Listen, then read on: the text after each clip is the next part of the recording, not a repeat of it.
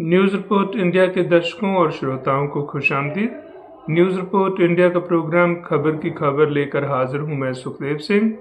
आज के इस प्रोग्राम में हम यूएस, इजराइल और ईरान की वॉर के सीज फायर के बाद पैदा हुए हालात के बारे में चर्चा करेंगे। पाकिस्तान में ईरान और यूएसए के दरमियान युद्ध समाप्त करने की वार्तालाप के फेल होने के बाद यूएसए ने धमकी दी है कि वो स्ट्रेट ऑफ हॉर्मुज में एंटर करने वाले या वहाँ से निकलने वाले कोई भी वेसल्स या जो जहाज हैं उनके रास्ते में ब्लॉकेड ला देगा।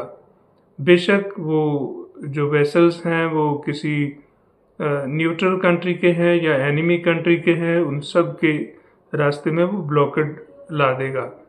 और पर्टिकुलरली ये डिसीजन है ईरान की इकोनॉमी को इम्पेक्ट करने के लिए, ताकि ना तो ईरान का तेल जो है वो बाहर सप्लाई हो सके और ना ही वो कोई भी toll taxes straight of Hormuz से चार्ज कर सके। इसके प्रतिक्रम में बहुत सारे देशों ने इसकी कंडेमनेशन की है और इस यूएसए के इस एक्शन को रिजेक्ट किया है।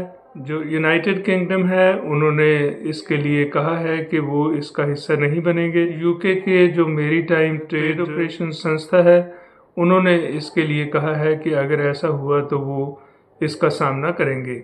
इसी तरह से रशिया ने इस कार्य की निंदा की है। उन्होंने कहा है कि इससे ग्लोबल इकोनॉमी जो है वो प्रभावित होगी और ऑयल एंड गैस का और एनर्जी का क्राइसिस जो है वो बढ़ेगा।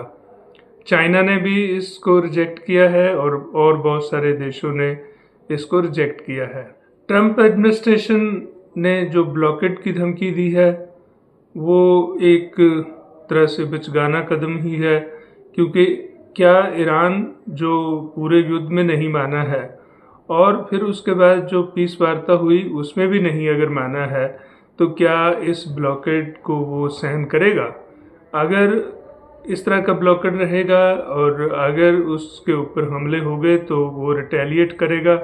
और कुछ और नेशंस, अगर इन केस चाइना इसमें एंटर कर जाता है, जब चाइना के जो शिप्स हैं उनको रोका जाएगा, तो अगर वो उसमें एंटर कर जाता है और इसी तरह से यूके भी अगर एंटर कर जाता है, तो इसका खतरा ये बनता है कि एक तरह से वर्ल्ड वार के सर्कमस्टांसेस ना बन जाएं।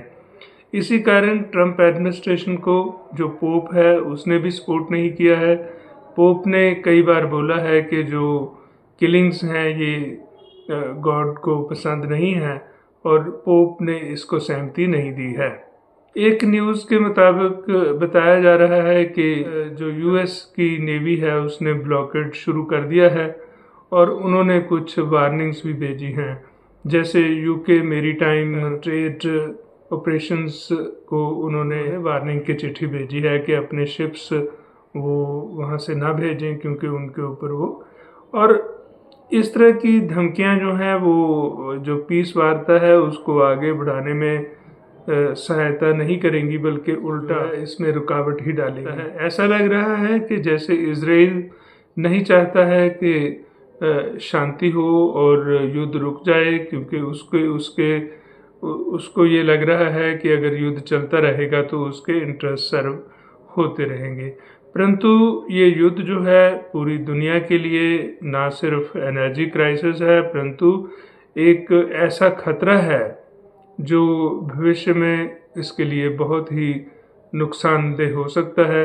अगर वर्ल्ड वार शुरू हो जाती है तो इसके भयानक नतीजे निकलेंगे। अभी जो प्रपोजल्स हैं ट्रंप एडमिनिस्ट्रेशन की, जो यूएसए की हैं, वो ये है कि स्ट्रेट ऑफ हॉर्मुज को खोल दिया जाए और जो ईरान है वो अपने यूरेनियम के जो प्रोग्राम्स हैं या जो न्यूक्लियर के प्रोग्राम्स हैं उनको रोके। युद्ध से पहले तो यही था।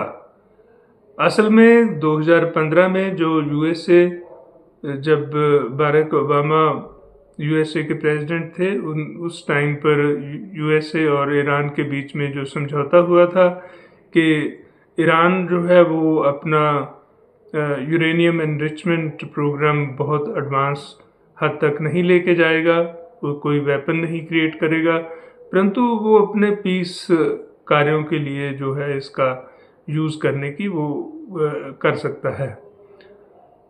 तो ईरान तब से इसको मान रहा था, ईरान ने ये एग्रीमेंट साइन किया था और जो स्ट्रेट ऑफ हॉर्मुज़ है वो तो खुला ही चल रहा था। परंतु ट्रंप ने अपने पहले काल में, ट्रंप जब पहली बार जीते तो उन्होंने इस एग्रीमेंट को कैंसिल कर दिया और इससे बाहर निकल गए। इसके बाद ईरान जो है वो खुला था और ईरान ने अपना जो यूरेनियम प्रोग्राम है उसको आगे बढ़ाना शुरू किया। असल में ये देखा जाए कि अगर इस रीजन में इज़राइल जो है वो पहले ही एक न्यूक्लियर पावर है, तो जो दूसरे मुल्क हैं उनके लिए भी ये एक खतरे की बात थी। अगर ईरान के न्यूक्लियर प्रोग्राम को रोकना जो है वो पूरी दुनिया के इंटरेस्ट में है, तो क्या इज़राइल के न्यूक्लियर प्रोग्राम को रोकना भी ज़रूरी नहीं है? तो क्या यूएसए के ऊपर भी इस तरह का पाबंदी लगानी नहीं चाहिए कि वो अपने जो वेपन्स हैं उनको डिस्ट्रॉय करे और वेपन्स को दूसरे देशों को सेल ना करे, ताकि वॉर्स जो हैं वो ना प्रमोट हों।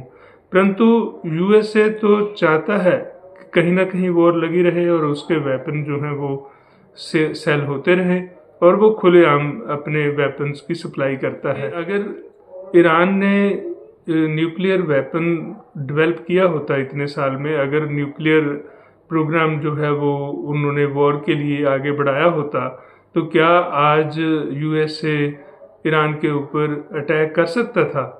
क्या वो अब इस वॉर में चला नहीं देता? अरे दोस्तों, आप इसके बारे में सोचें और समझें और एक अपनी राय बनाएं। इसी के साथ मुझे दीजिए इजाज़त। धन्यवाद।